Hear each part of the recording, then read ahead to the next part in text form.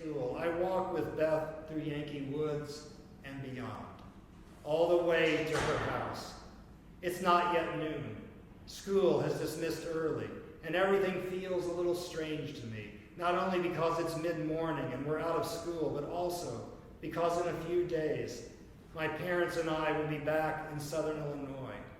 And come fall, instead of returning to Oak Forest as we have the past 6 years, we'll stay downstate. What I've known is coming really sinks in on this morning. I clutch Beth's hand more tightly, knowing that our time together is short. Of course, we've already made our promises to write faithfully. And we've said that when we turn 16 and have our driver's licenses, we'll make the 5-hour trip south or north to see each other. We've pledged our love forever, the way kids do when they have no idea of the different people they'll become. By the time we make this walk through Yankee Woods, we carry something new between us, an urgency that we don't quite know how to handle.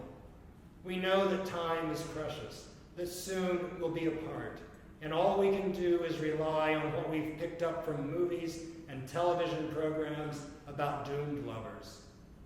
We speak in cliches. You're the only one for me. I love you more than life itself. I don't care how long we have to wait. Such maudlin, theatrical mewling. And yet I have no doubt that at the time we say these things, we're sincere. It's not our fault that we're in a foreign land, desperately trying to learn the language, fumbling for words to say how much we mean to each other. At Beth's house, her mother greets me with reserve. It's the first time we've met, and it's clear that she's suspicious. This is the beginning, she must be thinking, imagining all the boys who will come, intent on defiling her daughter. But this isn't my plan at all. I'm there because soon I'll be far away, and I want every minute with Beth that I can share. Perhaps, too, I sense that I'll need to carry with me the memory of these days, the way the house is so inviting in its mid-morning quiet. The refrigerator hums in the kitchen. A breeze lifts the curtain at the window. And downstairs in the walkout basement family room, the air is cool, and Beth and I, finally hidden from her mother, hug for a very long time, not saying a word, just holding on, trying to defy time. Finally, we hear her mother coming down the stairs and we move apart. I'm stunned by how quickly we do this, how we erase all sign of our bodies meeting. Beth moves to the stereo and puts on a record. I sit on the couch and fold my hands in my lap. Although I've imagined our affections have always been non-sexual, it's clear now that we know to be careful. Perhaps we've learned that we have something to protect from the wary eyes of adults, and it's something precious, something the grown-ups around us once had and then lost. It's that feeling, that head over heels, pie in the sky, stars in your eyes, catch me, I'm falling in love feeling. And if it's puppy love, so be it. It's still sweet, and at least for the time, it's ours. If we're ashamed, it's not because we feel guilty.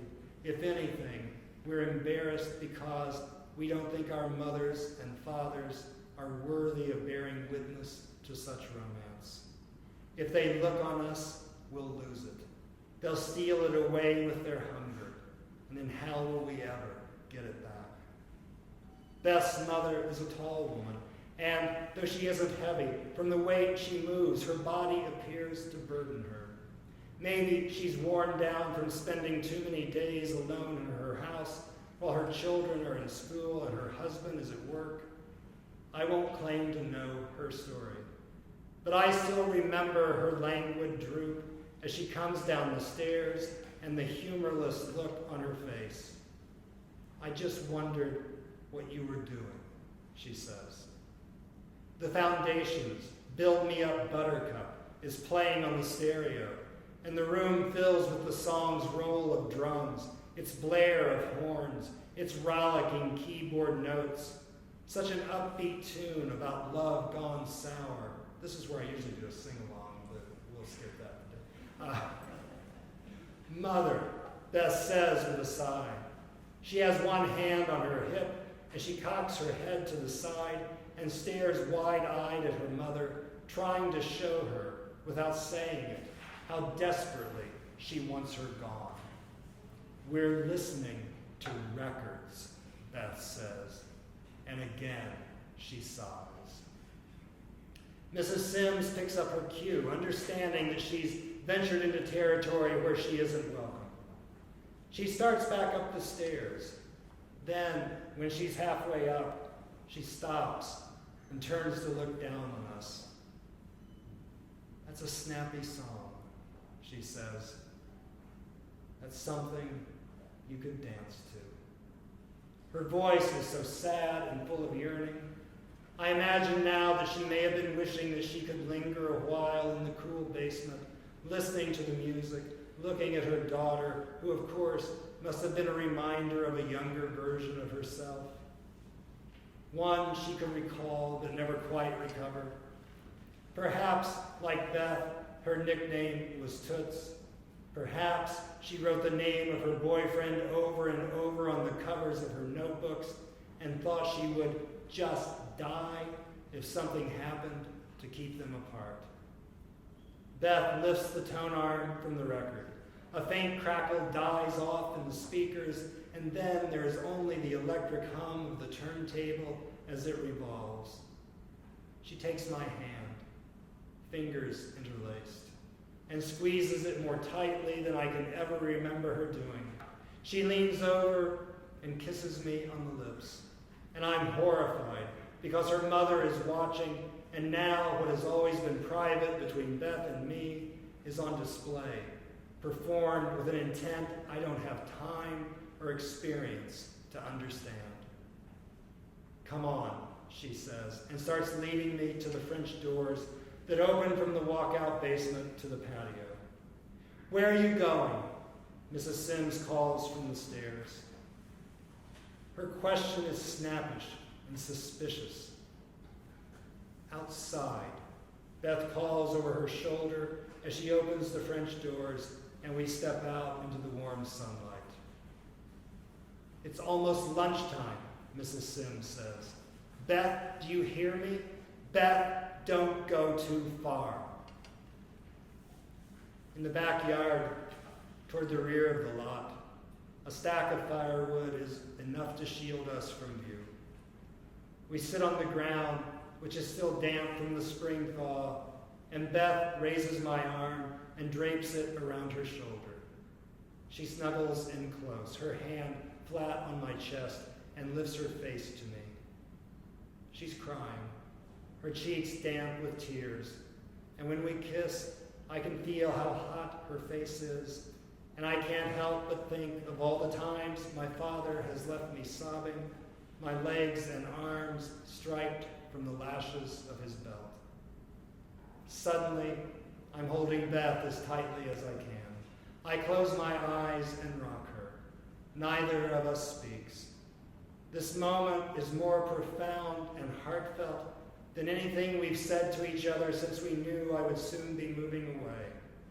We have no words for what we feel, only our bodies pressing together, and though I have no idea what it means to love a woman, I've never felt as close to anyone as I do in this moment. I imagine now that every embrace I've ever wanted from my father, my mother, myself, is contained in this hug I'm giving Beth. I want us to stay this way for a very long time, sweetly joined and protected, far away from Mrs. Sims and her languor and her resentment and her mourning. Brace yourselves, the adult part of the program is coming up. Then, it's amazing the mileage and narrative you can get from the word then. Then I feel something I've never felt in Beth's presence. And I know from the diagram in When a Boy Becomes a Man that my penis is filling with blood, and soon, like the penis drawing in the film, I will be erect, flying at full staff, periscope up, ahoy. I haven't at all anticipated this happening, and I don't know how to feel about it now that it has. Part of me is caught up in the excitement, and part of me is ashamed and wants it to stop, but that's impossible. Something about the closeness of our bodies, and more than that, the fervor of our embrace, foils all my attempts to lower the mainsail and drop anchor. Suddenly, to complicate matters, images from my father's Playboy creep into my mind, and to my horror, a few drops of semen leak from me. I glance down at my thigh and see the quarter-size stain on my chinos. I don't want Beth to see this. I don't want to see it now. Because I want this moment to be pure and without tarnish, something golden to last me a long time. But it can never be that, because there are men like Richard Speck who would have their desire turn perverse and violent. There are men like my father who would leaf through a Playboy magazine in the company of my timid, virtuous mother. I don't understand now, any more than I did then, the fine line between desire and lust. The truth is, the beautiful and the ugly bleed together. The distance between the two is never as wide as we'd like to think. Perhaps there are just men, period, even me, sitting there in Beth's backyard, holding her, as close to knowing love as I've ever been, and still ashamed because my body has announced how base my instincts can be. I hear the French doors open and then Mrs. Sims calling Beth to lunch. Beth breaks away from me and stands, and I have no choice but to do the same. I can barely look at her. I want to hold her again, but I'm afraid that if I do, she'll feel the dampness on my chinos, and then what will she think of me, this shy boy who has walked her home all those afternoons through the forest preserve? If she notices the stain on my trousers, she doesn't say anything about it, and for that, I've always been grateful. She puts her hand on my forearm, the way she did that first time in Yankee Woods when she asked me whether I'd ever kissed a girl. "All right," she says to me in a whisper, "You too." Then she runs across the yard to the house where her mother waits. When she's inside, I walk away, disappearing into Yankee Woods once more, this time alone.